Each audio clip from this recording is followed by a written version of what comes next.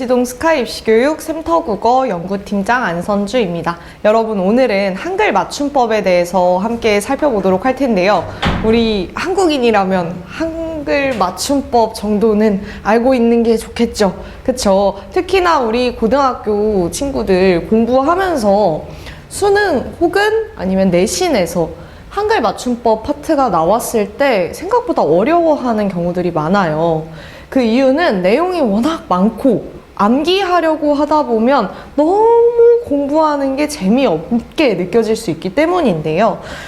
오늘 이제 함께 내용들을 살펴보면서 여러분들이 확실하게 암기를 해야 되는 내용에 대해서는 언급을 드릴 거고요. 그 외의 것들은 대부분 이제 문제가 출제되는 형식이 보기를 통해서 지문을 제시해주고 그 내용을 바탕으로 해서 적용하는 문제들입니다.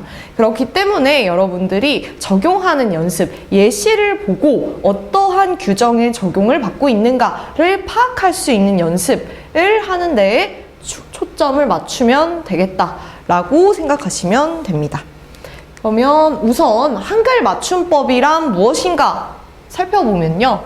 우리말을 한글로 적을 때 지켜야 할 기준을 정해놓은 표기의 규정입니다. 즉 한글 맞춤법은요, 말 그대로 우리가 한글을 적을 때 표기에 적용되는 규정, 쓸 때 적용되는 규칙이라고 생각하시면 되고요. 한글 맞춤법의 구성은 1장 총칙부터 해서 자모, 소리에 관한 것, 그리고 형태에 관한 것, 띄어쓰기, 그 밖의 것으로 구성이 되어 있습니다. 그러면 우선은 제1장 총칙의 제1항, 가장 중요한 항목이라고 할 수가 있는데요. 보시면 한글 맞춤법은 표준어를 소리대로 적되 어법에 맞도록 함을 원칙으로 한다 라고 합니다. 그래서 소리대로 적는 것을요, 뭐라고 표현을 했냐? 표음주의라고 했어요. 소리대로 적는 것, 이것을 표음주의라고 말한대요. 요거 명칭을 살펴보시면 여러분들 표자가 표기하다라는 것이죠.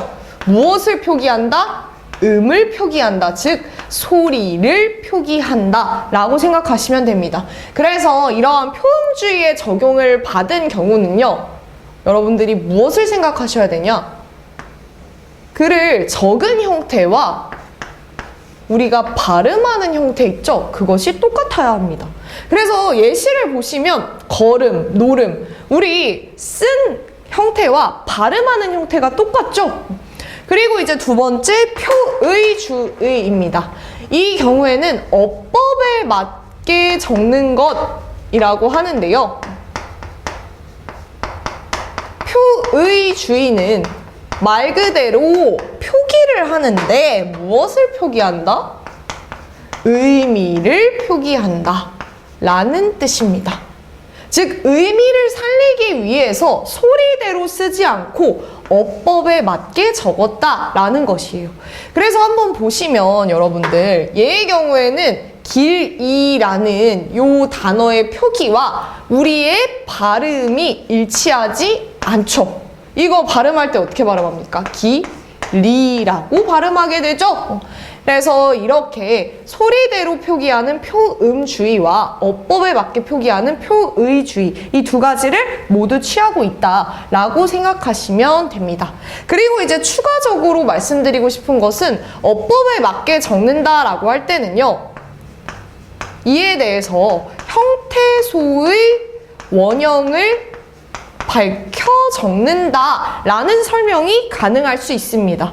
길이를 예로 들어보면요, 요 단어의 경우에는 여러분 길다 할 때의 어근 길에다가 뒤에 명사를 만들어주는 파생 전미사가 결합된 형태죠. 그렇기 때문에 결합 이전에 원래 형태소의 모습, 형태소의 원형을 그대로 살려서 표기를 한 경우예요. 즉 어법에 맞게 적은 표의주의에 적용을 받은 단어라고 할 수가 있겠습니다. 그리고 이제 추가적인 내용을 살펴보면요, 한글 맞춤법 제1항의 기억은 무덤, 뻐꾸기 등과 같이 한글의 표준어는 소리 나는 대로 적음을 말하며 니은의 경우에는 소리 나는 대로 적을 경우에 그 뜻을 파악하는 것이 어렵기 때문에 방금 말씀드린 거 있죠? 형태소의 원형을 밝혀 적는 것을 말합니다. 그래서 지금 이 부분에서 예시로 들고 있는 것도요, 여러분, 옷이라는 단어, 이거 하나만 그냥 제시가 되어 있을 때 우리 의미상의 판단에 어려움을 겪지 않는데요. 옷이 옷과의 경우를 발음 그대로, 소리 그대로 적는다라고 생각을 해봅시다.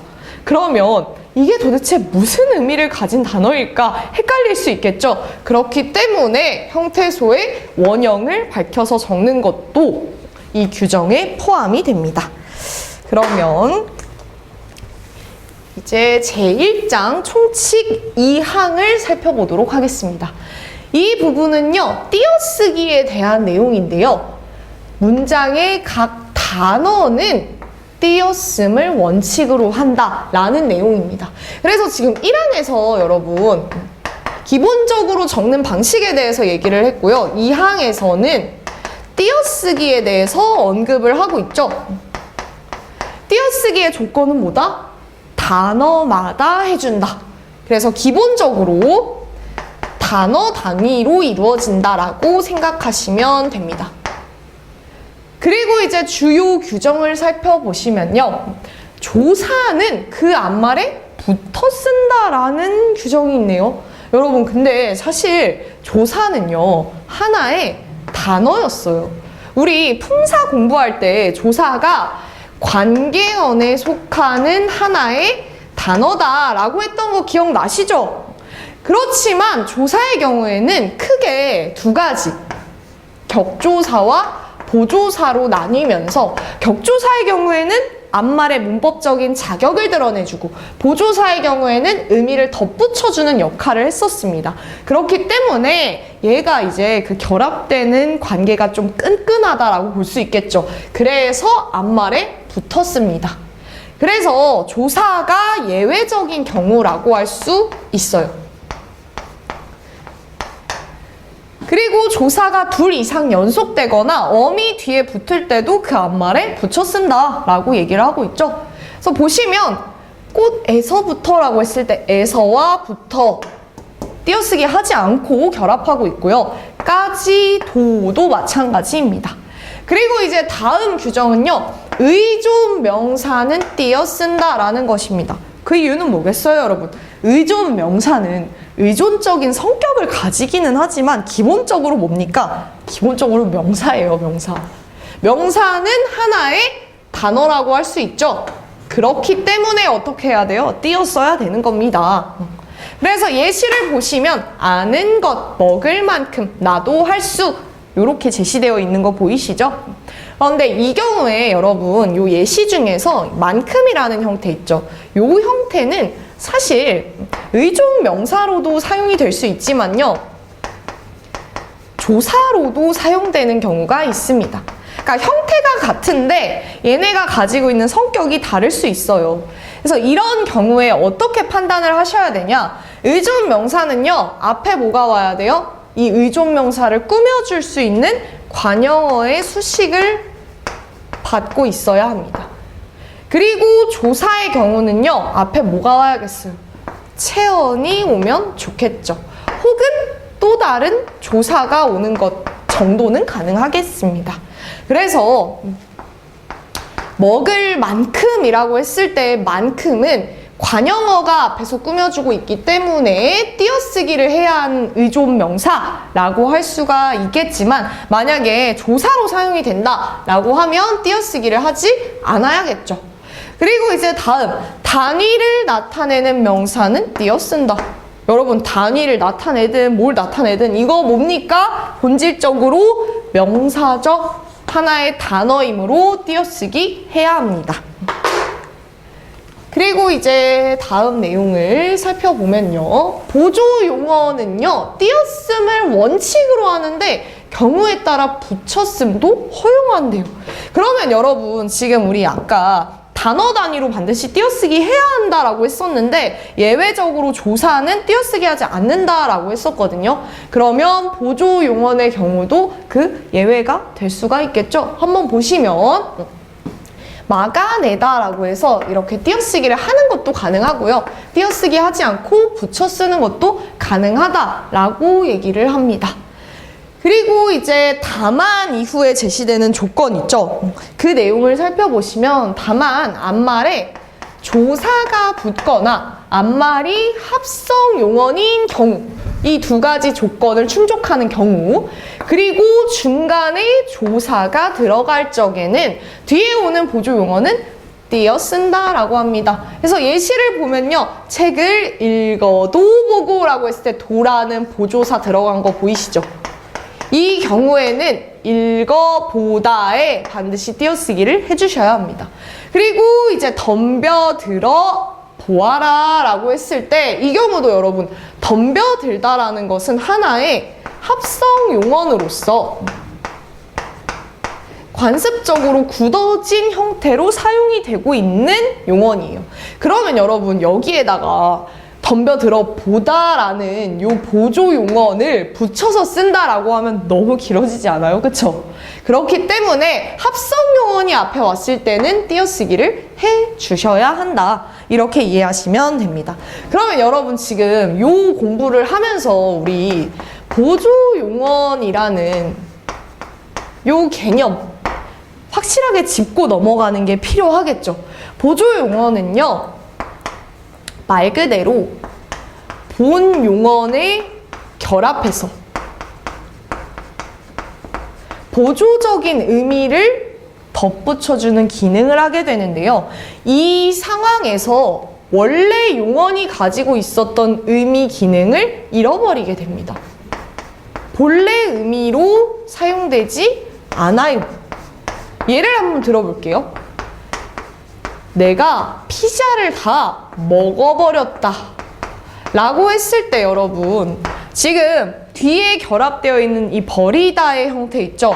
이게 만약에 본래 의미로 사용이 된 것이라면 쓰레기를 버리다 할 때 그 버리는 행위가 드러나야 돼요. 근데 여기서의 먹어버리다 라고 했을 때 버리다는 먹는 행위를 전부 다 해버렸다라는 의미로서 사용이 된 거죠. 그래서 이렇게 본용언과 결합되면서 본래 의미로 사용되지 않는 용언을 보조용언이라고 얘기합니다. 그리고 이제 합성용언이라는 개념도 제시가 되었는데요.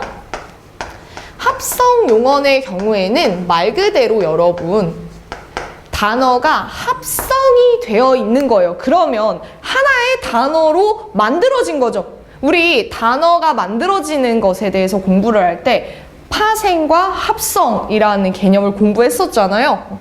합성이 된 이후에는 하나의 단어라고 취급을 해주셔야 합니다.